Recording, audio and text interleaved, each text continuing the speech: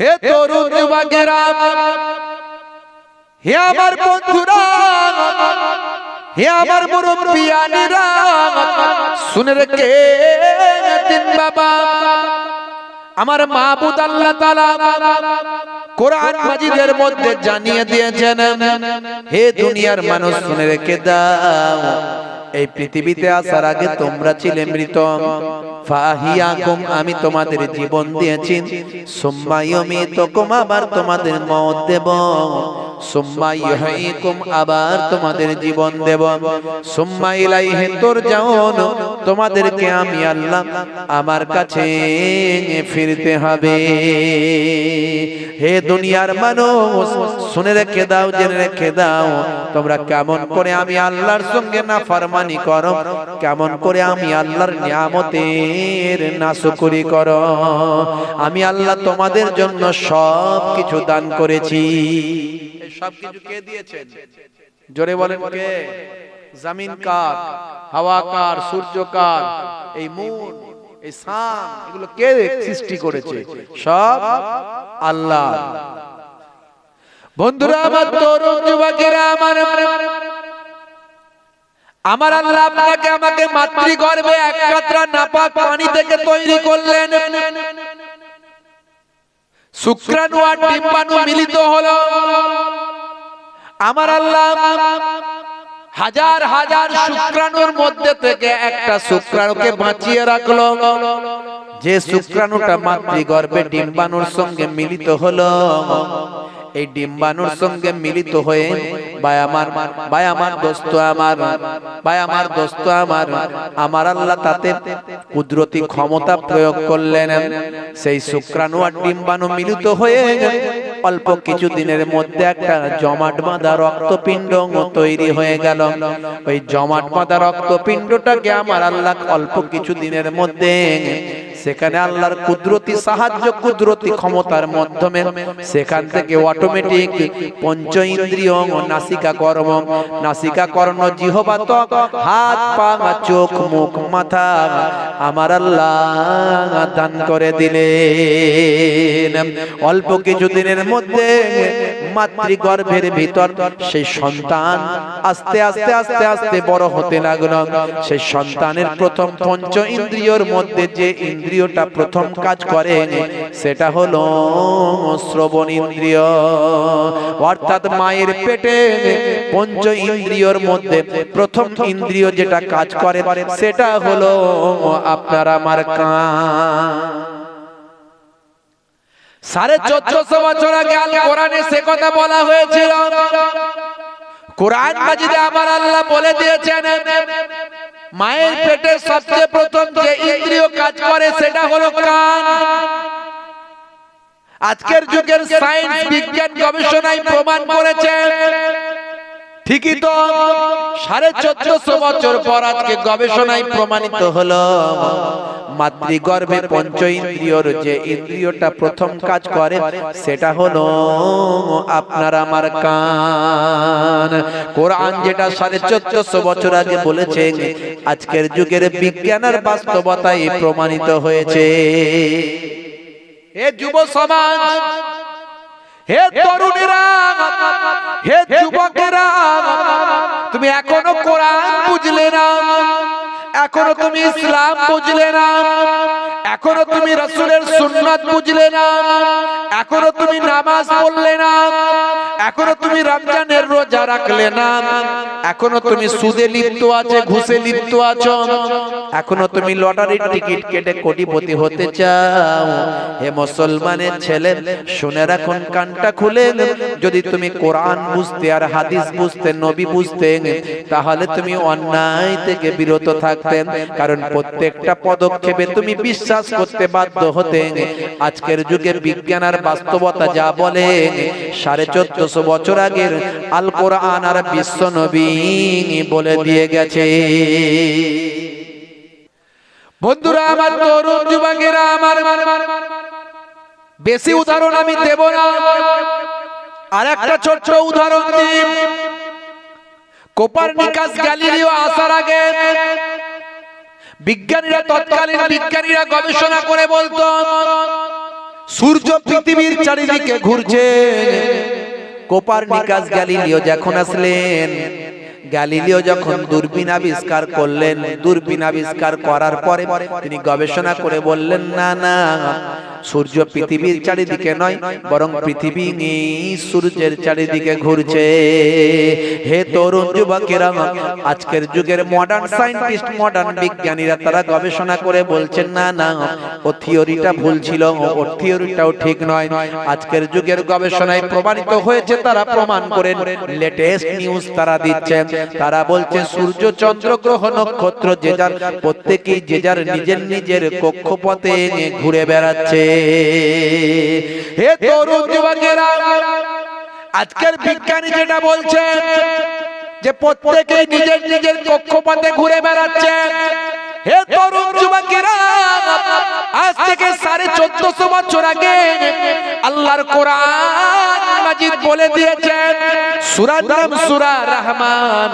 হে তরুণ যুবকেরা, হে আমার মুরব্বিয়ানেরা, সূরা রহমানে আমার আল্লাহ বলছেন, আশ-শামসু ওয়াল কামারু বিহুসবান, সূর্য এবং চন্দ্র যে যার নিজের নিজের কক্ষপথে ঘুরে বেড়ায়। জোরে হবে না? জোরে হবে না? আমি অনেক উদাহরণ দিয়েছি, ইউটিউব সার্চ করবেন পেয়ে যাবেন, শত শত জলসা পাবেন, সবে উদাহরণ দিয়ে দিয়েছি। জাবা করার মধ্যে দিয়ে সায়েন্স আছে, দাড়ি রাখার মধ্যে দিয়ে সায়েন্স আছে, বিজ্ঞান আছে। এই পায়ের গিরার উপর পর্যন্ত পোশাকের মধ্যে সায়েন্স আছে, বিজ্ঞান আছে। এই হ্যাচ্চো করে আলহামদুলিল্লাহ, এর মধ্যে সায়েন্স আছে, বিজ্ঞান আছে। ডান দিকে কাত হয়ে ঘুমানোর মধ্যে সায়েন্স আছে, বিজ্ঞান আছে। 1450 বছর আগে নবী বলেছেন, যখন তোমরা খাবে পেটটাকে 3টে ভাগে ভাগ করবে। আজকের যুগের সায়েন্স বিজ্ঞানীরা বলছে রাইট, ঠিক, হজমের জন্য উপকার এবং পেটের সমস্যা হবে না। এর মধ্যে সায়েন্স আছে, বিজ্ঞান আছে। পেটটাকে 3টে ভাগে ভাগ করে একটা ভাগে খাবার দেবে, একটা ভাগে পানি দেবে, আর একটা ভাগ ফাঁকা রাখবে, যাতে মেশিনটা ঠিকঠাক কাজ করে। কথা ঠিক না ভুল? আর আমরা গলা পর্যন্ত মেরে দেব। আবার যদি বিয়ে বাড়ি পাই, দেরাদুনের 5 কাঠি চালের বিরিয়ানি ভাই, একদিকে মটন, একদিকে চিকেন, আর একদিকে বিফ। আরে বাপ রে, খালি নিয়ে আই শব্দ, নিয়ে আই, নিয়ে আই। পকেটে আবার মুসলমানের ছেলে পেঁয়াজ নিয়ে যায়, বুঝতে পারছেন? গলা পর্যন্ত চালায়, বলে কি আছে ভাই?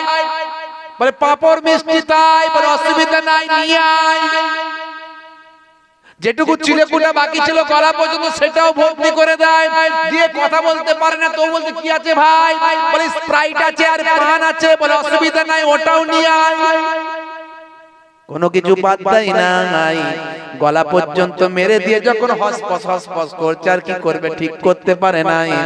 অনেকদিন ভালো মন্দ বিরিয়ানি খাওয়া হয় নাই, আজ চৌধুরী সাহেবের ছেলের রিসেপশনে গিয়ে বড্ড গলা পর্যন্ত খেয়ে ভাই আমার আর কিছু করতে পারে না। এবারে মনে হয় পেটটা বড় গোলায়, বলে তাড়াতাড়ি রেন্টাকার জিনটাকটা নিয়ে আয়, তাড়াতাড়ি রেন্টাকার জিনটাকটা।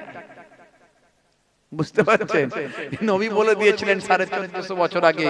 হাদিসের একটা অধ্যায় আছে, হাদিসের অধ্যায়, সে হাদিসগুলো পড়লে পাবেন। বুঝতে পারছেন? এখন তো বাংলায় সব হাদিস পাওয়া যায়। অধ্যায়টার নাম হলো বাবু তাম। বাবু তাম মানে খাওয়ার অধ্যায়। নবী সব বলেছেন। শোয়ার অধ্যায় আছে, মাথা আঁচড়ানোর অধ্যায় আছে, খাওয়ার অধ্যায় আছে, ভাই আমার বেড়াতে যাওয়ার অধ্যায় আছে, নামাজের অধ্যায় আছে, রোজার অধ্যায় আছে। কি নাই? কি নাই? নবী সব বলেছিল। আমরা পড়িও নি, জানিও নি, মানিও নি। আমরা পড়িও না, জানিও না, আর মানিও না। এই জন্য আজকে আমাদের এত দুর্ভোগ, আমাদের এত দুর্দিন, আমরা এত বিপদগ্রস্ত। বুঝতে পারছেন? নবী সব বলে দিয়েছিল। বন্ধুরা আমার, তরুণ যুবকেরা আমার, বিশ্বনবী 1450 বছর আগে বাবু তাম খুলে দেখুন। বিশ্বনবী বলছেন, যখন তোমরা পানি পান করবে অবশ্যই বসে পানি পান করো, অবশ্যই বসে পানি পান করো।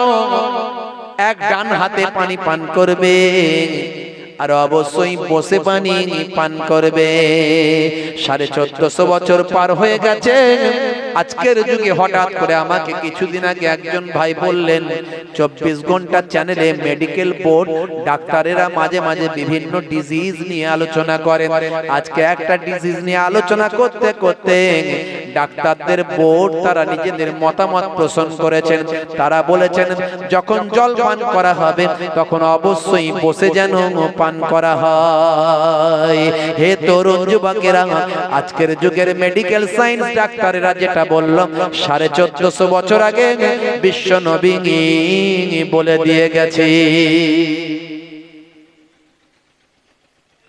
কারণ বসা অবস্থায় স্টমাকটা ভিতরের পার্টস গুলো একটা পজিশনের মধ্যে থাকে, আর দাঁড়িয়ে পড়লে একটা আলাদা পজিশনে চলে যায়। বুঝতে পারছেন তো? বসে পানি পান করাটা অবজার্ভ করার জন্য উপকার, শুধু তাই নয়। বন্ধুরা আমার, তরুণ যুবকেরা আমার, হে আমার মুরব্বিয়ানেরা, হে জওয়ান যুবকেরা, শুনে রেখে দিন বাবা, 1450 বছর আগে বিশ্বনবী বলছেন যখন তোমরা ইস্তেঞ্জা করবে, পেচ্ছাপ করবে, তখন অবশ্যই যেন বসে পেচ্ছাপ করা হয়। হে তরুণ যুবকেরা, আজও দেখবেন সভ্য মানুষ, জ্ঞানী মানুষ, পণ্ডিত মানুষ বা আমার বিজ্ঞান মনস্ক মানুষ যারা পড়াশোনা করেছে, যারা সাধু সন্ন্যাসী, যারা জ্ঞানী মানুষ, সাধক মানুষ, তারা অবশ্যই বসে পেচ্ছাপ করেন। আর 1450 বছর আগে নবী বলেছেন যখন তোমরা ইস্তেঞ্জা করবে, পেচ্ছাপ করবে, অবশ্যই যেন বসে পেচ্ছাপ করা হয়। আজকে আপনি ইন্টারনেট সার্চ করুন, আজকে আপনি বিজ্ঞান নিয়ে গবেষণা করে দেখুন, সায়েন্স বলছে, বিজ্ঞান বলছে দাঁড়িয়ে পেচ্ছাপ করলে পেচ্ছাপ পুরোটা ক্লিয়ার হয় না। বসে পেচ্ছাপ করলে অবাঞ্ছিত বায়ু যেটা আপনার পেটের ভিতরে আছে সেটা বেরিয়ে যায়, অবাঞ্ছিত বায়ুটা বেরিয়ে যায়, তার সঙ্গে সঙ্গে পরিপূর্ণ পেচ্ছাপটা শরীর থেকে বের হয়ে যায়। এছাড়া আরো বলা হয়েছে, বিভিন্ন উদাহরণ আরো যুক্তি দেওয়া হয়েছে। হে তরুণ যুবকেরা, 1450 বছর আগে নবী যেটা বললেন আজকের যুগের বিজ্ঞানীরা, মেডিকেল বোর্ড ডাক্তারেরা মেনে নিতে বাধ্য হলে।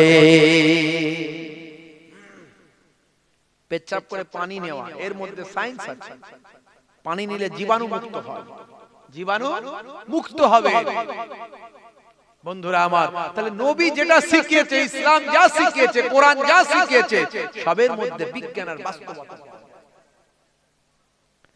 বন্ধুরা আমার, তরুণ যুবকেরা আমার, কিন্তু দুর্ভাগ্য আমরা কোরআন মানলাম না, আমরা রাসূলের সুন্নাত গুলোকে মানলাম না, বিশ্বনবীর তরিকা মানলাম না। 1450 বছর আগে আল্লাহ বলছেন বান্দারে তোদের জন্য সব দিয়ে দিয়েছি, এই পৃথিবীর সব নিয়ামত তোদের জন্য দিয়েছি, কিন্তু মাঝখানে একটা গণ্ডি দিয়ে দিয়েছি, এই গণ্ডির বাইরে বেরোতে পারবি না। তোদের জন্য একটা শৃঙ্খলাবদ্ধ সমাজ দিয়েছি, এই শৃঙ্খলার বাইরে গিয়ে উচ্ছৃঙ্খল হতে পারবি না। পশু পাখির থেকে তোরা আলাদা, তোদের শ্রেষ্ঠ মানুষ বানিয়েছি, পশু পাখির সঙ্গে তোরা তুলনা করবি না।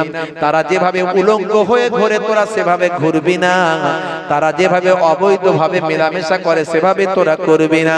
তোদের মধ্যে একটা শৃঙ্খলা থাকবে, তোদের মধ্যে একটা গণ্ডি থাকবে, তোদের জন্য একটা রুলস থাকবে। তোদের জন্য আমি একটা গ্রন্থ দিয়েছি, তোদের জন্য একটা সংবিধান দিয়েছি, এই গ্রন্থটার সংবিধানটার নাম হলো আল কোরআন।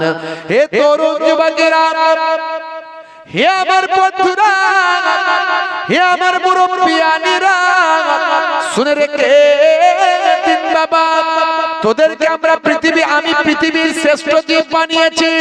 গরু, ছাগল, ভেড়া এদের বুদ্ধি দিই না, কিন্তু তোদের আমি বুদ্ধি দিয়েছি। লাকাদ কাররামনা বানি আদম, আদমের আওলাদকে আমি আল্লাহ উচ্চ মর্যাদা, উচ্চ সম্মান দান করেছি।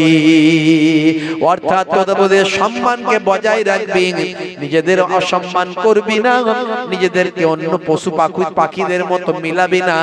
তোদেরকে আমি শ্রেষ্ঠ জীব বানিয়েছি, সর্বাপেক্ষা সুন্দর করেছি। লাকাদ খালাকনাল ইনসানা ফি আহসানি তাকবীম, পৃথিবীর শ্রেষ্ঠ সৌন্দর্য আমি মানুষকে দান করেছি। এত কিছু দিয়ে আমি বলেছি আমার ইবাদত করবে, আমার ইবাদত করবে। ইবাদত ছাড়া অন্য কোনো উদ্দেশ্য আমি পাঠাই না। তোরা চাষ করতে যাবি সেটাও ইবাদত, রাস্তা দিয়ে হাঁটবি, ওটাও ইবাদত। জানলে ইবাদত, না জানলে ইবাদত নয়। রাস্তা দিয়ে যাবি যখন, কিভাবে হাঁটবি? কিভাবে হাঁটবি? রাস্তা দিয়ে যখন হাঁটবে, সামনের দিকে চোখ থাকবে, মাথা থাকবে নিচে, সামনের দিকে চোখ থাকবে, এদিক ওদিক, এর ঘরে কি হচ্ছে, ওর ঘরে ও কি মারছে, ওর ঘরে দেখে নিল কি হচ্ছে, ও কি করছে। ভাই আমার, রাস্তা দিয়ে মহিলা যাচ্ছে, মহিলার দিকে একটু ভালো করে উঁকি মেরে দেখে নিল। এইভাবে তাকাবি না। রাস্তায় যখন যাবি, মাথা নত করে সামনের দিকে চোখ রেখে যাবি, ইবাদতের সওয়াব পাবি। জোরে হবে না? জোরে হবে না? রাস্তায় যখন যাবি, সামনে যদি কাঁচ ভাঙা পেরেক পড়ে থাকে, পাথর পড়ে থাকে, সাইড করে দিবি। রাস্তায় যখন যাবি, কাঁচ ভাঙা পেরেক পাথর পড়ে থাকলে সাইড করে দিবি। আমি রাসূল বলি, ইবাদতের সওয়াব পাবি। জোরে বলুন সুবহানাল্লাহ। রাস্তায় যখন যাবি, কোন মুসলমান ভাইকে দেখবি, আসসালামু আলাইকুম দিবি। রাস্তায় যখন যাবি, কোন মুসলমান ভাইকে দেখবি, আসসালামু আলাইকুম দিবি। এই হকটা পূরণ করবি, তোর জন্য আল্লাহর জান্নাতে একটা আলাদা বালাখানা ফেরেশতা তৈরি করে দেবে, চিন্তা করবি না। জোরে হবে না? রাস্তায় চললে রাস্তার হক আছে, গ্রামে থাকলে গ্রামের হক আছে, জলসায় এসেছেন জলসার হক আছে, আদব আছে। সব সিস্টেম ইসলাম শিখিয়ে দিয়েছে। সিস্টেমের বাইরে যাওয়া যাবে। সিস্টেমের বাইরে গেলে আপনি যদি ইউরিয়া দেওয়ার জায়গায় পটাশিয়াম দিয়ে দেন, পটাশিয়াম দেওয়ার জায়গায় ভাই আমার কি বলবো, অন্য কোন মেডিসিন দিয়ে দেন, তাহলে কিন্তু সিস্টেমের বাইরে চলে গেলেন, ফসল ভালো হবে না। সিমেন্টের পরিমাণ ভাই আমার 5 বস্তা বালিতে হাফ বস্তা সিমেন্টের জায়গায় যদি আপনি সামান্য অল্প একটু সিমেন্ট দিয়েছেন কিংবা অনেক বেশি দিয়ে ফেলেছেন, তাহলেও গোলমাল। সিস্টেমের মধ্যে থাকতে হবে। সেটা মিস্ত্রিরা বলে দেবে কতটা সিমেন্ট লাগবে, কতটা বালি লাগবে। সিস্টেম, ইসলাম সিস্টেম শিখিয়ে দিয়েছে। হে তরুণ যুবকেরা, হে আমার মুরব্বিয়ানেরা, এবং আল্লাহ বলে দিয়েছে, যদি তোরা সিস্টেমের মধ্যে চলিস, আমার নিয়মগুলো মেনে চলিস, ইন্নাল্লাযীনা আমানু ওয়া আমিলুস সালিহাত কানাত লাহুম জান্নাতুল ফিরদাউসি নুজুলা। ওই সমস্ত আমার বান্দা বান্দিরা যারা ঈমানটা এনেছেন, সেই মতো আমলটা করেছেন, ওই সমস্ত আমার বান্দা বান্দিদের জন্য আমার দয়ার জান্নাত, জান্নাতুল ফিরদাউস দান করে দিলাম। হে তরুণ যুবকেরা, রাস্তায় যখন গাড়ি চলে ভাই, ড্রাইভার সাহেব আওয়াজ দেয়, এটা কলকাতা যাবে, কোনো চিন্তা নাই, ইওর টেনশন ফ্রি, এটা কলকাতা যাবার গাড়ি। ও চাচি উঠে পড়ো তাড়াতাড়ি, তোমার জন্য সিট রেখেছি আমি। ও চাচি উঠে পড়ো তাড়াতাড়ি, এটা কলকাতা যাবার গাড়ি। চাচি যদি ভুল করে বহরমপুরের গাড়ি চেপে যায়, চাচি যদি ভুল করে ভাই আমার ওই বসিরহাটের গাড়ি চেপে যায়, তাহলে চাচির দোষ, এটা ড্রাইভারের দোষ নয়। ড্রাইভার কিন্তু বারবার বলেছিল ভাই, বুঝতে ভুল করেছে, কথা ঠিক না ভুল, বুঝতে ভুল করে ফেলেছে, এক বলেছে আর এক বুঝেছে। হে তরুণ যুবকেরা, হে আমার বন্ধুরা, হে আমার মুরব্বিয়ানেরা, আপনি যাবেন মুম্বাই, আপনি যাবেন দিল্লি, আপনার টিকিটটা কাটা হয়েছে, প্ল্যাটফর্মে ট্রেন আসবেন, টিকিট যদি কনফার্ম হয়ে যায়, 5755 নাম্বার গাড়ি 1 নম্বরে আসবে তাড়াতাড়ি, মাইক্রোফোনে হাঁকা হবে তখনই, ইওর টেনশন ফ্রি, বোম্বাই যাবার গাড়ি পৌঁছে যাবে তাড়াতাড়ি, কোনো তোমার চিন্তা নাই। কিন্তু যদি টিকিট কনফার্ম না হয়, গাড়ি আপনাকে তুলবে ভাই, জায়গা আপনি পাবেন না। হে তরুণ যুবকেরা, টিকিটটা আপনার কাটা হয়েছে, কনফার্ম হয়েছে কিনা আপনি জানেন না, কিন্তু আপনার জানা আছে কোথাকার টিকিট আপনি কেটেছেন। আপনি 11 50 বছর ধরে চালিয়েছেন, 40 বছর ধরে চালিয়েছেন, 60 বছর ধরে চালিয়েছেন, আপনি এখনো চিন্তা করলেন না এই গাড়িটা বোম্বাই যাবে না দিল্লি যাবে? আপনার যাবার দরকার যদি বোম্বাই হয় আর দিল্লি যাবার টিকিট যদি কাটা হয়, ওই গাড়ি জীবনেও বোম্বাই পৌঁছাবে না। আপনার জান্নাত যাবার যদি টিকিটটা হয়, গাড়ি যদি আপনার জান্নাতের হয়, টিকিট যদি আপনার জান্নাতের হয়, তবে আপনি জান্নাতে যেতে পারবেন। আর যদি আপনার গন্তব্যস্থল জান্নাত হয় কিন্তু টিকিট আপনি কেটেছেন জাহান্নামের ভাই, ওই গাড়ি আপনার জীবনেও জান্নাতে যাবে না।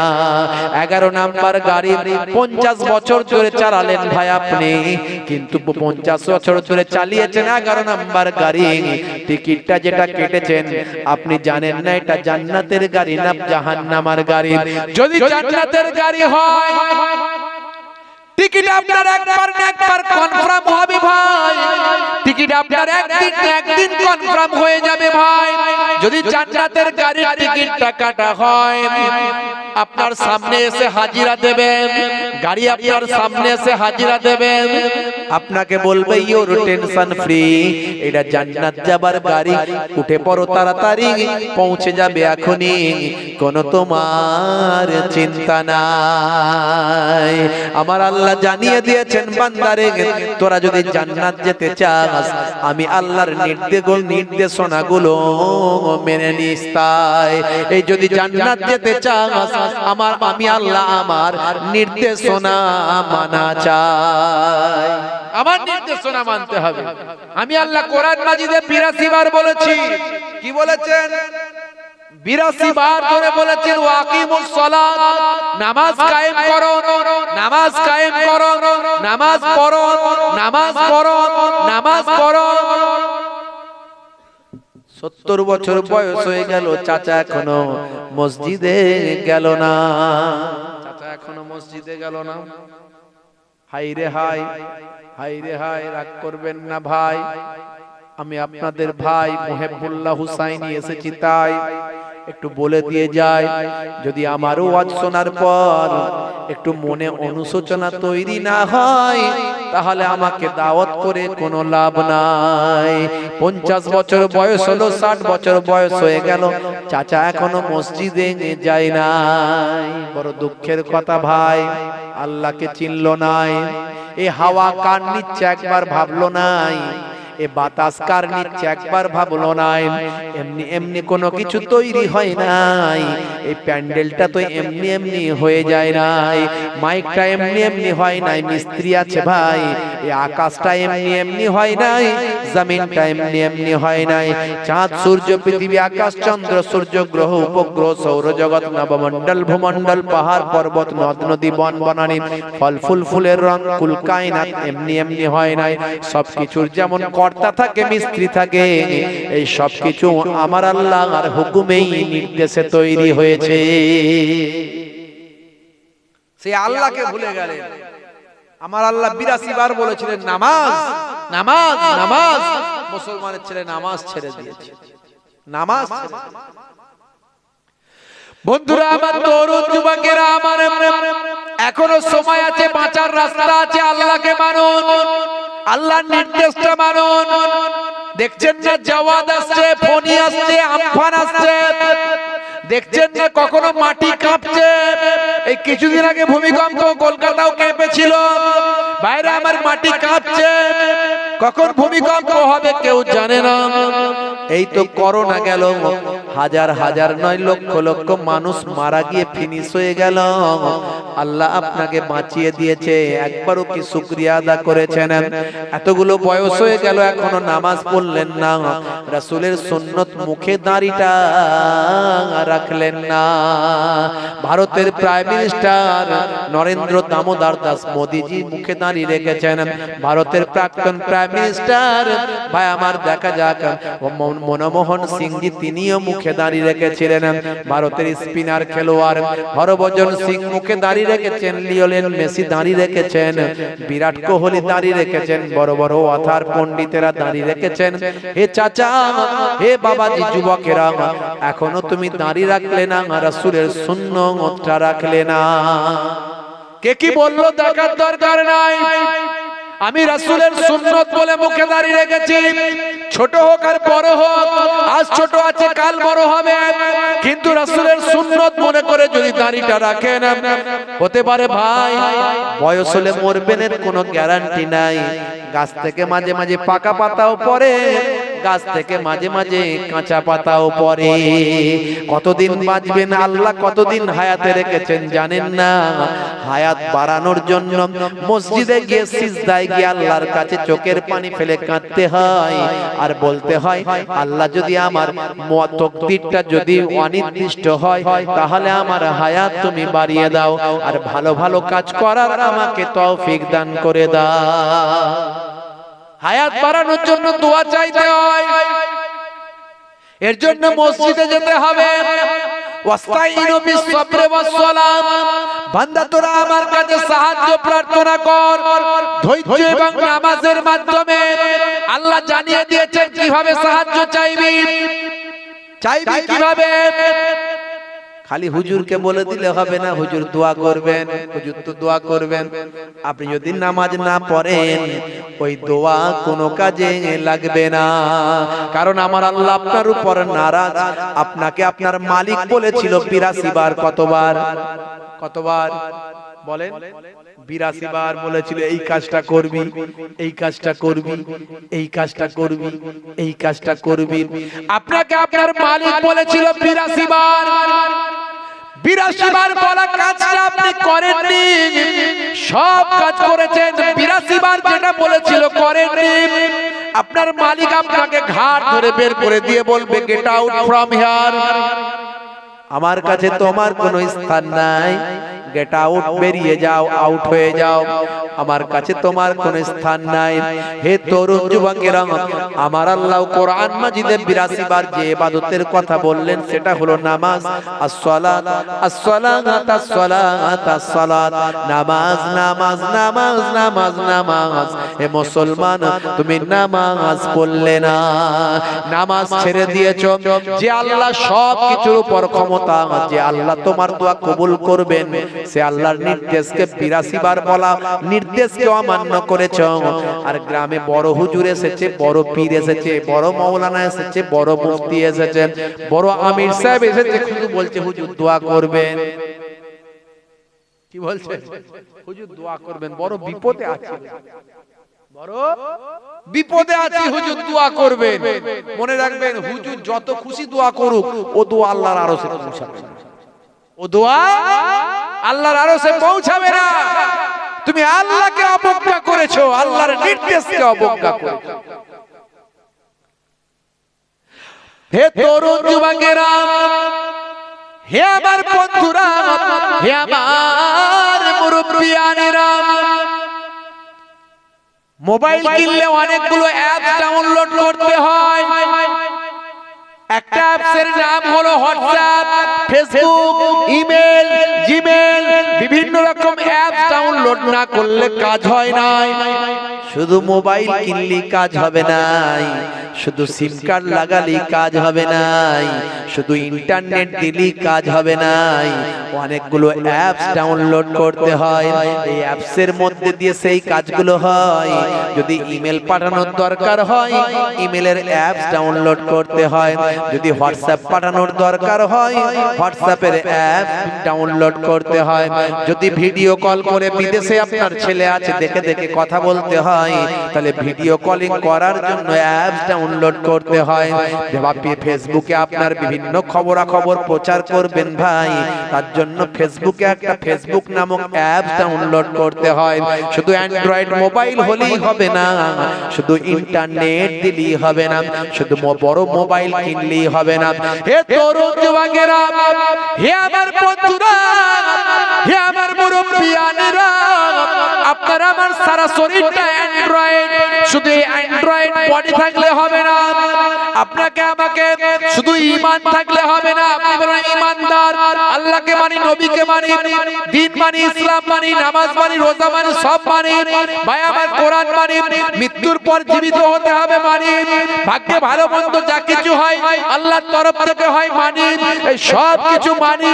অর্থাৎ আপনি নেটওয়ার্ক দিয়েছেন, রিচার্জ করিয়েছেন, মানে আপনার ইন্টারনেটটা ঠিক আছে ভাই, অ্যান্ড্রয়েড মোবাইল আছে, অ্যান্ড্রয়েড বডি আছে, ইন্টারনেটটাতে লাগিয়েছেন, কিন্তু অ্যাপস ডাউনলোড করেন নাই। অ্যাপস ডাউনলোড না করলে কাজ হবে নাই। ওখানে যেমন হোয়াটসঅ্যাপ ডাউনলোড করেছিলেন, তাই ভিডিও কলে দেখে দেখে কথা হয়েছিল, তেমন অ্যান্ড্রয়েড বডিতে নামাজের অ্যাপসটা ডাউনলোড করতে হবে। এই নামাজের অ্যাপস ডাউনলোড করলে আল্লাহর সঙ্গে বান্দার কথা হয়ে যাবে। জোরে হবে না? জোরে হবে না? আপনি অ্যাপস ডাউনলোড করেন, আপনার অ্যান্ড্রয়েড বডি আপনার অ্যান্ড্রয়েড, মোবাইলটা মানে অ্যান্ড্রয়েড, ঠিক আছে। আপনি ইন্টারনেট মেরেছেন, রিচার্জ করেছেন, সব ঠিক আছে। আপনার অ্যান্ড্রয়েড বডিতে আপনি ঈমান মেরেছেন, ঈমান বিশ্বাস করেছেন, আল্লাহকে এক বলে বিশ্বাস করেন, নবীকে বিশ্বাস করেন, কিতাব বিশ্বাস করেন, জান্নাত জাহান্নাম বিশ্বাস করেন, মানে আপনার ঈমান আছে, সব বিশ্বাস। এই বিশ্বাসের নাম হলো ঈমান। কিন্তু আপনার মোবাইলে আপনি ইন্টারনেট মেরেছেন, কিন্তু হোয়াটসঅ্যাপ নাই, ফেসবুক নাই, আপনি কি করে যোগাযোগ করবেন? আপনার তেমন অ্যান্ড্রয়েড বডিতে আপনার নামাজ নাই, রোজা নাই, এইসব অ্যাপসগুলো ডাউনলোড করা নাই। এই নামাজের অ্যাপস ডাউনলোড করেননি, আর আল্লাহর সঙ্গে যোগাযোগ আপনার হবে হবে না। নামাজকে বলো না কাজ আছে, কাজকে বলো আমার নামাজ আছে। বলুন না জোরে হবে। নামাজ বিনা পরকালে কি জবাব দেবে তুমি প্রভুর কাছে? ফজর গেল ঘুমের ঘরে, জোহর গেল কাজে, আসর গেল হেলাই ফেলাই, মাগরিব মাঝে মাঝে। নামাজকে বলো না কাজ আছে, কাজকে বলো আমার নামাজ আছে। বলুন না সুবহানাল্লাহ, বলুন আল্লাহুম্মা আমিন, বলুন ইনশাআল্লাহ, আল্লাহ কবুল করুন, আল্লাহুম্মা আমিন। আজ থেকে ওয়াদা করুন যে আমি আর নামাজ ছাড়বো না, রাসূলের সুন্নাত মুখের দাড়িটা কাটবো না, ঘরের মেয়েদেরকে সম্মানের সঙ্গে রাখবো, পর্দার হেফাজতের মধ্যে রাখবো। আজ দেখছেন না, এক মুস্কান সারা পৃথিবীতে আজকে খবর হয়ে গেছে, সারা পৃথিবী আজকে ঈমানের জজবা বেড়ে গেছে। একটা মুস্কানকে বাধা দিয়েছে লক্ষ লক্ষ মুস্কান। ভাই আমার, জানেন না আপনারা, এই মুস্কানের খবরটা প্রচার হওয়ার পরে হিজাবের চাহিদা এত বেড়ে গেছে, এত বেড়ে গেছে, যারা জীবনে হিজাব পরতো না তারা বলছে হিজাব পরবো। কত অমুসলিম মায়েরা বোনেরা তারা বলছে আমরা হিজাব পরবো। বুঝতে পারছেন? এইভাবেই আল্লাহ দ্বীনকে মানুষের কাছে পৌঁছে দেন। জোরে বলুন সুবহানাল্লাহ, জোরে বলুন সুবহানাল্লাহ। বন্ধুরা আমার, তরুণ যুবকেরা আমার, নামাজ, রাসূলের সুন্নাত এগুলো ছেড়ে দিলে হবে। হে তরুণ যুবকেরা, হে আমার বন্ধুরা, হে আমার মুরব্বিয়ানেরা, শুনে রেখে দিন বাবা, এ লড়াই আগেও ছিল। বিশ্বনবীর ইন্তেকালের 1000 বছর পর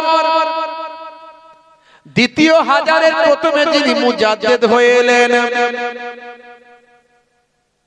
দ্বিতীয় হাজারের প্রথমে যিনি মুজাদ্দিদ হয়ে এলেন, আপনারা আমার পীর মুর্শিদ জামানার মুজাদ্দিদ, কথা ঠিক না ভুল? আমরা ফুরফুরা শরীফ মুজাদ্দিদুজ জামান, কুতুবুল আলাম, আমিরুস সারিয়াত জামানার মুজাদ্দিদ হযরতে পীর আবু বকর সিদ্দিক রাহমাতুল্লাহ আলাইহি, যিনি বাংলা আসাম বাংলাদেশের মানুষকে হেদায়েত করেছিলেন।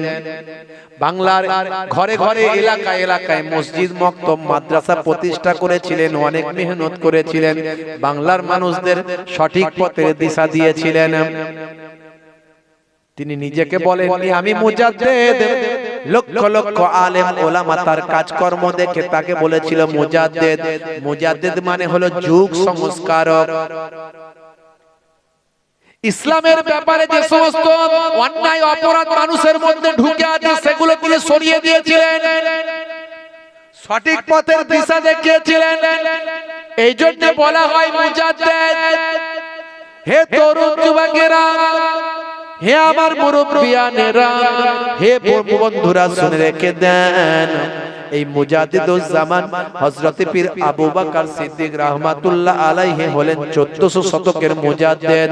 আপনাদের দাদা হুজুর, আমার পন্না জান হুজুর, আমার নানা জান ছোট হুজুর, তার আব্বা জান আমার আপনাদের দাদা হুজুর, আমার পন্না জান হুজুর। হে তরুণ যুবকেরা, হে আমার বন্ধুরা, হে আমার মুরব্বিয়ানেরা, শুনে রেখে দিন বাবা, বিশ্বনবীর ইন্তেকালের 1000 বছর পর দ্বিতীয় হাজারের প্রথমে যিনি মুজাদ্দিদ হয়ে এলেন তিনি হলেন হযরতে আহমদ সেনেহিন্দি মুজাদ্দিদ আল-ফিসানি হুজুর, যার রওজা মোবারকটা পাঞ্জাবের স্নেহিন্দ শরীফে আছে। কষ্ট হচ্ছে আপনাদের? জোরে বলেন, কষ্ট হচ্ছে? শেষ করে দেব, ঠান্ডা লাগছে বুঝতে পারছি। বেশি নাই, লম্বা চওড়া নয়, খুব সংক্ষেপে একটু মেন উদ্দেশ্য আমাদের দোয়া আর দুটো কথা শুনে যদি আল্লাহ আমাদের পরিবর্তন করে। মাথায় রাখবেন, শুধু ওয়াজ শুনলাম, জীবনে এর বুকে হাত দিয়ে চিন্তা করুন, শত শত ওয়াজ শুনেছেন, শত শত ওয়াজ শুনেছেন, তারপরেও যদি সুদখোর থাকে, মাতাল থাকে, জেনাখোর থাকে, লটারি টিকিট কেটে বড় লোক হবে, মুসলমানের ছেলে কাটছে লটারি, ভাবছে হবে কোটিপতি, হয়ে গেল ভিখারি, শুরু করলো এবার চুরি। মুসলমানের ছেলে কাটছে লটারি, ভাবছে হবে কোটিপতি, হয়ে গেল ভিখারি, শুরু করলো এবার চুরি। নাম কি? বলছে ডায়মন্ড। না, নাম কি? বলছে ডায়মন্ড। মুসলমানের ছেলে নাম রেখেছে ডায়মন্ড, হাতে ধরেছে স্মার্টফোন, কানে লাগিয়েছে হেডফোন, গান শুনছে পাগল মন। ফারিস্তা বলবে শোন, কবরে গেলে বুঝবি তখন। মুসলমানের নারী হয়েছে আজ আনাড়ি, করছে বাড়াবাড়ি, বলছে বেরিয়ে আয় শ্বশুর শাশুড়ি, হাতে নিয়েছি কাটারি। মুসলমানের নারী, হাই রে, রাগ করবেন না বাপ, আমাদেরকে একটু গাইড করতে হবে সন্তানদের, ছোট থেকে সেই ট্রেনিং দিতে হবে, একটু মক্তব মাদ্রাসায় ছোটবেলায় পাঠাতে হবে, আপনার সন্তানকে এডুকেটেড করতে হবে, শিক্ষিত করতে হবে। আপনার ঘরের মেরিট ছেলেটা, মেরিট মেধাবী ছেলেটা, বিভিন্ন রকম স্কলারশিপ আছে, বিভিন্ন রকম যোগাযোগের ব্যবস্থা আছে, আমরাও বিভিন্ন রকম প্রচেষ্টা চালিয়ে যাচ্ছি। আমি যে সংস্থার সঙ্গে যুক্ত আছি সেই সংস্থার মাধ্যমেও বিভিন্ন রকম কাজকর্ম চলছে। আপনার মেধাবী ছেলেটাকে আপনি পড়াশোনা করান, IAS, IPS, WBCS, higher educated, doctor, engineer করুন, বসে থাকবেন না। শিক্ষা জাতির মেরুদণ্ড, শিক্ষা থেকে দূরে সরে থাকবেন না। কোরআনের প্রথম শব্দ হলো ইকরা, পড়ো, সেই পড়া থেকে দূরে থাকবেন। আপনার ঘরের ছেলেটাকে এডুকেটেড করুন। বন্ধুরা আমার, তরুণ যুবকেরা আমার, মুরব্বিয়ানেরা আমার, খুব সংক্ষেপে যেটা বলছিলাম একটা উদাহরণ আপনাদের সামনে তুলে ধরছি।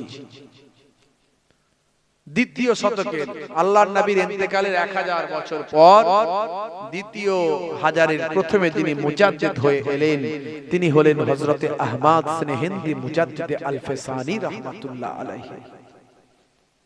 পাঞ্জাবের স্নেহেন শরীফে তার রওজা মুবারকটা আছে। হে তরুণ যুবকেরা, হে আমার বন্ধুরা, হে আমার মুরব্বিয়ানেরা, শুনে রেখে দিন বাবা, তৎকালীন বাদশার সঙ্গে তার মনোমালিন্য হলো। বাদশা যে মাসালা বলে হুজুরের মাসলার সঙ্গে মেলে না, হুজুর সঠিকভাবে কোরআন হাদিসের কথা বলে। বাদশা আকবরের জামানাতে বাদশা আকবর হুজুরের কথা মানল না। বাদশা আকবর তৈরি করেছিল দ্বীনে ইলাহি, আপনাদের জানা আছে ভাই, নিজস্ব ধর্মমত। বাদশা আকবর কি করলো, বললো আমি নিজে একটা ধর্ম তৈরি করব, আমি নিজে যে ধর্মটা তৈরি করব তোমরা সেটা মেনে চলো। আমি একটা মানুষ, তোমরাও মানুষ, আমি ধর্ম করব তো তৈরি করব, তোমরা মেনে চলবেন। এটা কখনো বিজ্ঞান সম্মত বাস্তব সম্মত হয় না, কারণ যিনি তৈরি করেন, যার ধর্ম সকলে মেনে চলবে, তিনি সকলের থেকে এক্সেপশন ব্যতিক্রম আলাদা হতে হবে, আর তিনি হবেন অতুলনীয়, যার কোনো তুলনা হবে না। সেটা একমাত্র মহান স্রষ্টা আল্লাহ ছাড়া আর কেউ হতে পারে না। হে তরুণ যুবকেরা, আকবর বাদশা দ্বীনে ইলাহি তৈরি করলো, সেই দ্বীনে ইলাহির বিরুদ্ধে প্রতিবাদ করলেন কে? তিনি আর অন্য কেউ নন, তিনি হলেন হযরত আহমদ সেরহিন্দি মুজাদ্দিদে আল-ফিসানি। হে তরুণ যুবকেরা, বাদশা না হওয়া করে আল্লাহর মাহবুব বান্দা জামানার মুজাদ্দিদ হযরতে হুজুর আহমদ সেরহিন্দি মুজাদ্দিদে আল-ফিসানি কে বাদশা জেলখানার ভিতরে বন্দী করলো, জেলখানার ভিতরে ঢুকিয়ে দিল। হে তরুণ যুবকেরা, জেলখানায় হুজুর ঢুকে গেলেন। অন্যায়ের বিরুদ্ধে কথা বললে শাস্তি পেতে হবে, কথা ঠিক না? এখন দিনকাল দেখছেন না যা চলছে, যা চলছে, কোনটা নয় কোনটা ন্যায় আর কোনটা অন্যায়, কথা বলার হুকুম নাই। কথা যদি তুমি বলেছো তাহলে তোমার উপর কেস দেওয়া হবে, মামলা দেওয়া হবে, বুঝতে পারছেন? তোমার উপর কেস দেওয়া হবে, মামলা দেওয়া হবে। আজকে কৃষকরা আন্দোলন করে 700 কৃষক মারা গেছে, নিজেদের জীবন উৎসর্গ করতে হয়েছে, তবে তারা মামলায় লড়াইয়ে জিতেছে। যে কালা কানুন যেটা হয়েছিল, সে কালা কানুন মুছে দিতে বাধ্য হয়েছে, উইথড্র করতে বাধ্য হয়েছে। বুঝতে পারছেন কথা? বন্ধুরা আমার, তরুণ যুবকেরা আমার, মুরব্বিয়ানেরা আমার, ভাইরা আমার, অন্যায়ের বিরুদ্ধে লড়াই করতে হবে। লড়াই যদি বলেন করব না, লড়াই যদি বলেন করব না, তার ঈমানও থাকবে না।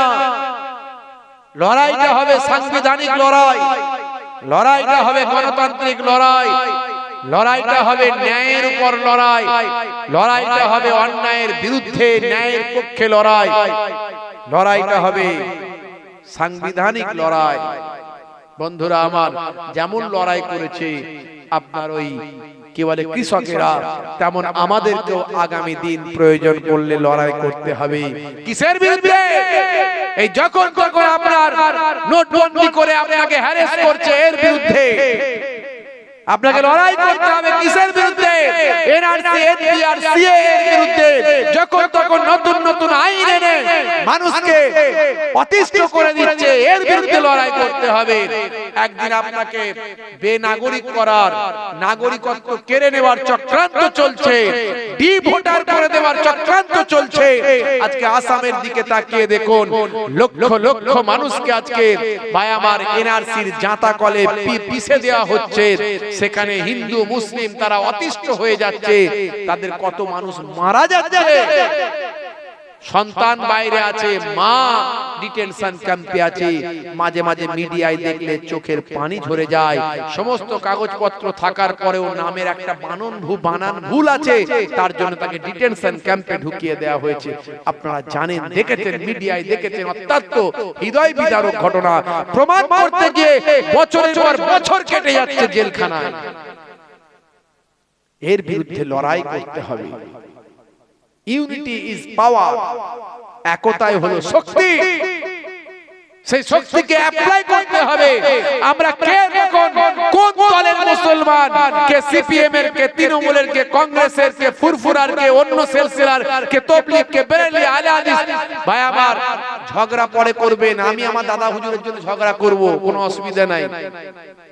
কিন্তু যখন সমস্ত মুসলমানের, সমস্ত হিন্দু, খ্রিস্টান, জৈন সকলের স্বার্থের ব্যাপার আছে, পিছিয়ে পড়া দলিত আদিবাসীদের স্বার্থের ব্যাপার আছে, সেখানে আমরা সব এক। আমরা আমাদের মাসলা তখন নিজের বুকে রাখবো, তুমি তোমারটা মেনে চলো, আমি আমারটা মেনে চলি, দ্বন্দ্ব করো না। এসো সবাই মিলে একসঙ্গে আগে নিজেদের অধিকার প্রতিষ্ঠা করি। যে দেশের জন্য আমাদের পূর্বপুরুষরা জীবন দিয়েছে, আমাদের সন্তানদের জন্য প্রয়োজন হলে আমাদের লড়াই করতে হবে গণতান্ত্রিক পদ্ধতিতে, প্রয়োজন হলে আরেকবার আমাদের জীবন দিতে হবে, প্রয়োজন হলে ডি ভোটার থেকে বাঁচতে। মনে রাখবেন, আপনার আমার যে কোনো কাগজপত্র যাই থাকুক, আমার দাদুর আছে 1940 সালের আগের কাগজ আছে, আমি সব আমার রাখা আছে, কিন্তু আসলে ওটা নয়। আসল উদ্দেশ্য আপনাদের নাগরিকত্ব হরণ করা হবে, আপনাকে আমাকে ডি ভোটার করা হবে, অধিকার নষ্ট করা হবে। তাই এর একটাই ওষুধ, সেটা হলো লড়াই, সেটা হলো ঐক্যবদ্ধ আন্দোলন, সেটা হলো কৃষকরা দেখিয়ে দিয়েছে সেই আন্দোলন, সেই আমার গণতান্ত্রিক পদ্ধতিতে লড়াই যদি আগামী দিন আমরা করতে পারি, তাহলে কিন্তু আমরা, আমার আল্লাহ আপনাকে আমাকে হেফাজত করতে পারে। তা আগামী দিন বিভিন্ন সংগঠন যে যার মতো কাজ করছে করুক, কিন্তু প্রয়োজনে আমরা সবাই অন্যায়ের বিরুদ্ধে ন্যায়ের পক্ষে সকলে এক হয়ে লড়াই করব। সেদিন আমরা যে সংগঠন, আমরা যে সংগঠন করি, বঙ্গীয় সংখ্যালঘু বুদ্ধিজীবী মঞ্চ, অধ্যাপক ওয়াহিদুল হক, আমরা যদি সেদিন ডাক দিই কলকাতার রাজপথে, আপনারা আমাদের ডাকে কারা কারা হাজিরা দেবেন? হাত তুলে দেখান তো দেখি। মাশাআল্লাহ, নারে তাকবীর, নারে তাকবীর। ডাকলে যাবেন তো নাকি? কি যাবেন তো নাকি? রাজপথে লড়াই করতে হবে প্রয়োজন হলে, বুঝতে পারছেন? নাহলে উপায় নাই। খুব সংক্ষেপে ছোট্ট করে বলে দিয়ে আমি বিদায় নেব। মাশাআল্লাহ, তো লড়াই করেছিলেন হযরতে আহমদ সিরহিন্দি মুজাদ্দিদ আল ফিসানি হুজুর, তিনি জেলখানার ভিতর ঢুকে গেলেন। হে তরুণ যুবকেরা, হে আমার বন্ধুরা, হে আমার মুরব্বিয়ানেরা, শুনে রেখে দিন বাবা, হযরতে আহমদ সিরহিন্দি মুজাদ্দিদ আল ফিসানি জেলখানার ভিতরে যখন পৌঁছে গেছেন, কয়েক হাজার জেলবন্দী সেখানে আছে।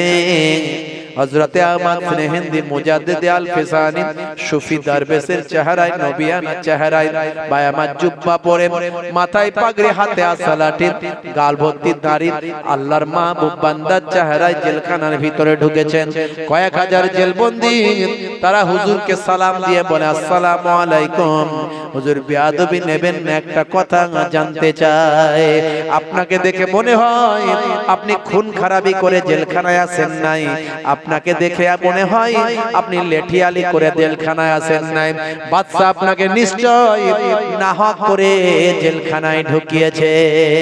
হে তরুণ যুবকেরা, হযরতে মুজাদ্দিদ আল ফিসানি সেই সময় বলেছিলেন, ঠিক বলেছো বাবা, বাদশা আমাকে নাহক করে জেলখানায় ঢুকিয়েছে, আমার সঙ্গে মাসালাগত মিল হয় না, সে একটা নতুন ধর্ম তৈরি করেছে, আমি তার বিরোধিতা করেছি, আমি মাসালাগত প্রতিবাদ করেছি, সে আমাকে জোর করে জেলখানায় ঢুকিয়েছে।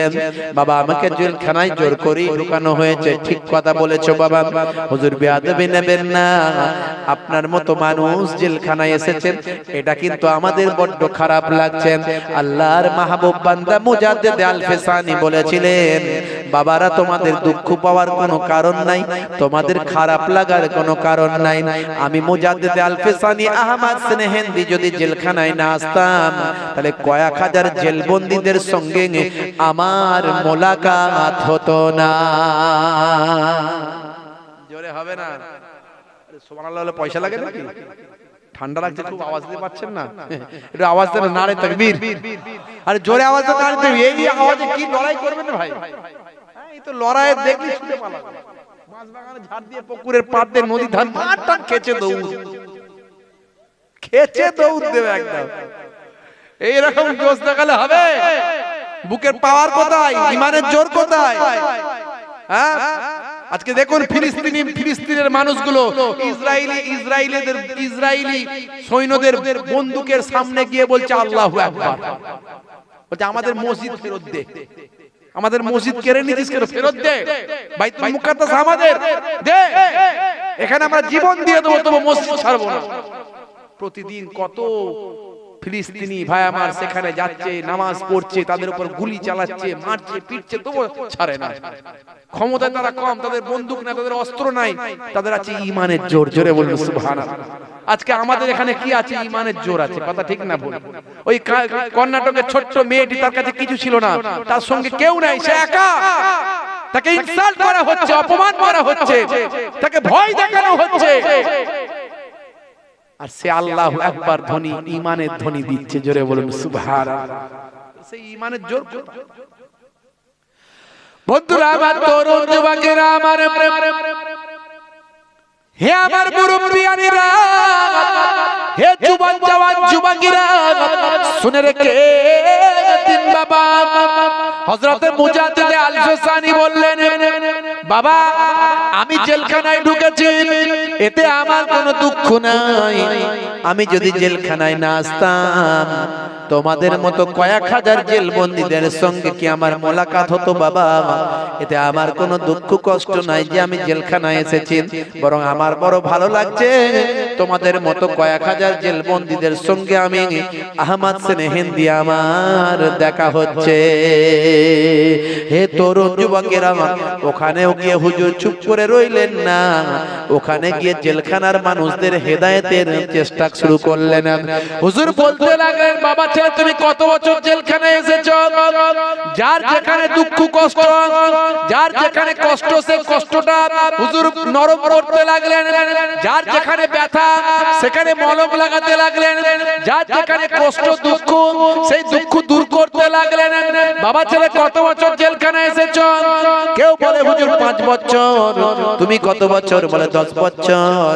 তুমি কত বছর? বলে হুজুর 15 বছর।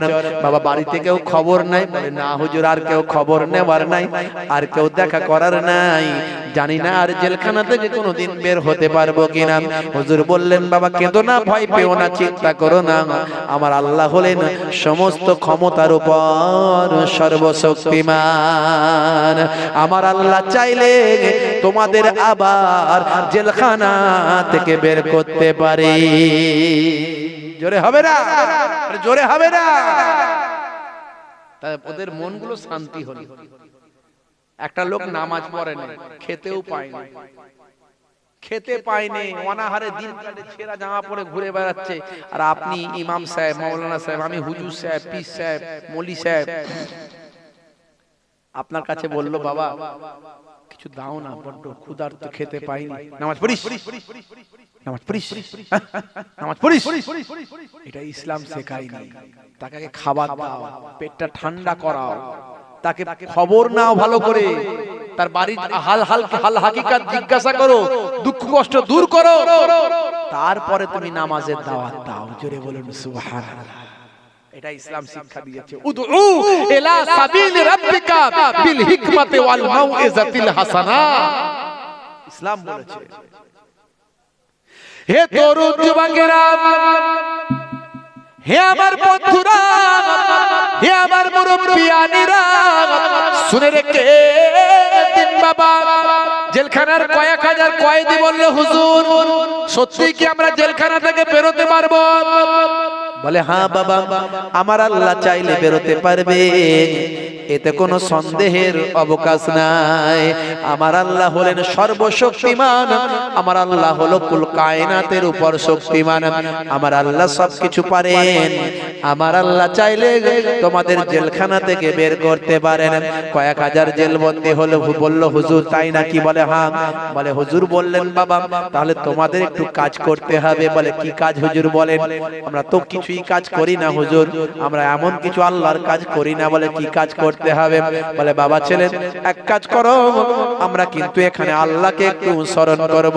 কিতাবের মধ্যে আছে মাল্লাহুল মাওলা ফালাহুল কুল, বান্দা যখন আল্লাহর হয়ে যায়, কুল মাখলুকাতান গোলাম হয়ে যায়। মান কানা লিল্লাহি কানা আল্লাহু লাহু, যে বান্দা আল্লাহর হয়ে যায়, স্বয়ং আল্লাহ তার হয়ে যায়। জোরে হবে না? জোরে আওয়াজ হবে না? বন্ধুরা আমার, তরুণ যুবকেরা আমার, হে আমার মুরব্বিয়ানেরা, হে জওয়ান যুবকেরা, শুনে রেখে দিন বাবা। হুজুর বললেন আল্লাহকে একটু স্মরণ করতে হবে, তবে আল্লাহ তোমাকে আমাকে স্মরণ করবে। তারা বলল হুজুর কেমন করে স্মরণ করব? বলে যাও বাবা, আমি তোমাদের দেখিয়ে দিই, আগে পাক পবিত্র গোসল করো। পাক পবিত্র গোসলটাকে শিখে নাও।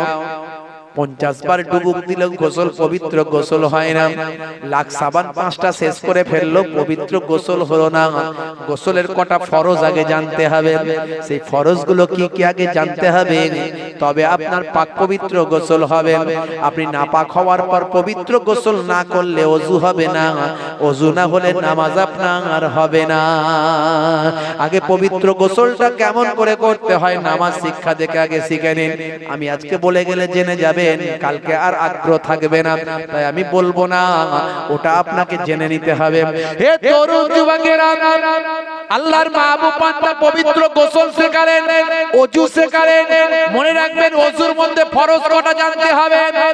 অনেক কিছু আছে ওযুর মধ্যে, ঘাড় মাসা করা আছে, 3 বার করে কবজি ধোয়া আছে, নাকে পানি দেওয়া আছে। এগুলো যদি নাও করেন ওযু হয়ে যাবে, আমি বলে দিয়ে গেলাম, গ্যারান্টি দিয়ে গেলাম। কিন্তু 4টে জিনিস আছে, এই 4টের মধ্যে একটা যদি সামান্য ভুল হয়ে যায় তাতে আর ওযু হবে না। ওযু যদি না হয় নামাজ আপনার হবে না। এই ওযুর ফরজ 4টে, এই 4টে আগে আপনাকে করতে হবে, এই 4টে শিখতে হবে, জানতে হবে কোন 4টে। এটা আমি বলবো না, কালকে নামাজ শিক্ষা দেখে জানবেন, নালে ইমাম সাহেবের কাছে গিয়ে জানবেন। আমি আজকে বলে দিলে কাল থেকে আর আগ্রহ থাকবে না। আল্লাহর মাহবুব বান্দা ওযু শিখিয়ে দিলেন, গোসল শিখিয়ে দিলেন। এবার নিজে গিয়ে আযান দিলেন, চলো বাবা আল্লাহকে স্মরণ করি।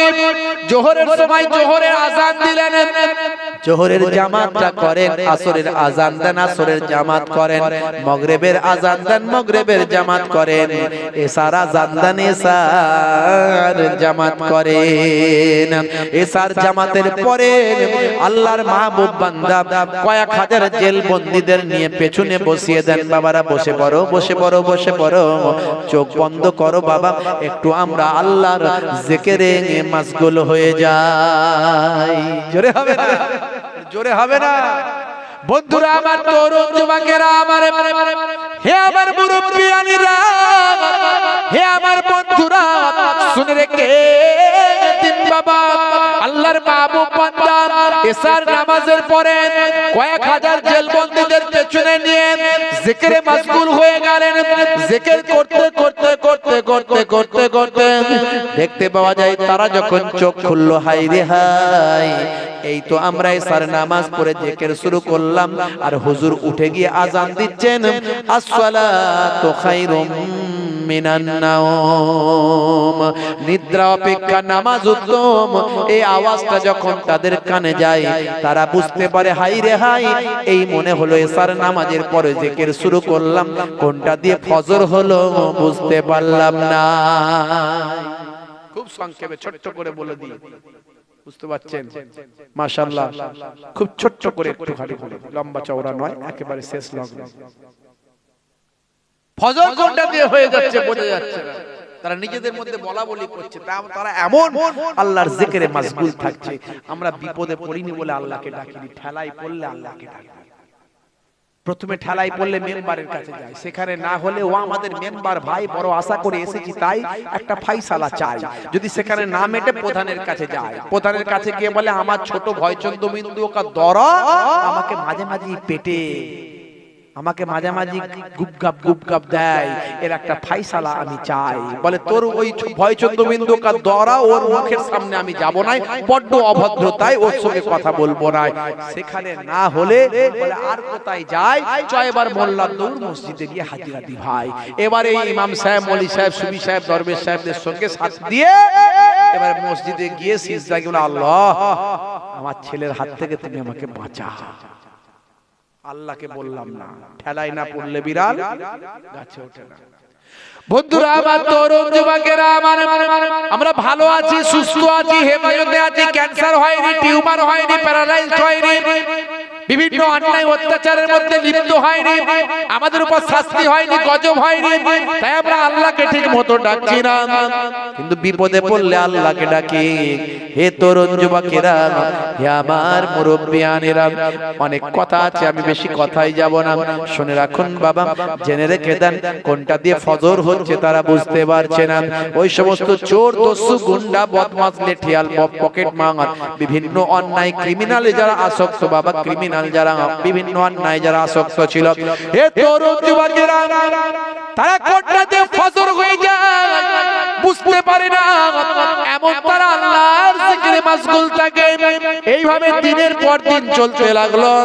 জেলখানার ওই সমস্ত জেলার যারা দারোয়ান, যারা পুলিশ প্রশাসনের লোক আছে, প্রশাসনিক লোক যারা, তাদের বাবা ঘুম আর ঠিক মতো আসে না। জেলখানার ভিতর থেকে এমন জিকিরের আওয়াজ আসে যে তাদের ঘুমের ব্যাঘাত হয়ে যায়। একদিন জেলার কি করলাম ভাই, আমার দারোগা বাবু কি করলেন, বাদশার কাছে গিয়ে হাজির হলেন। বাদশা যা আপনা বেয়াদবি নেবেন না, বড় আশা নিয়ে এসেছি হুজুর। বলে কি কথা বাবা?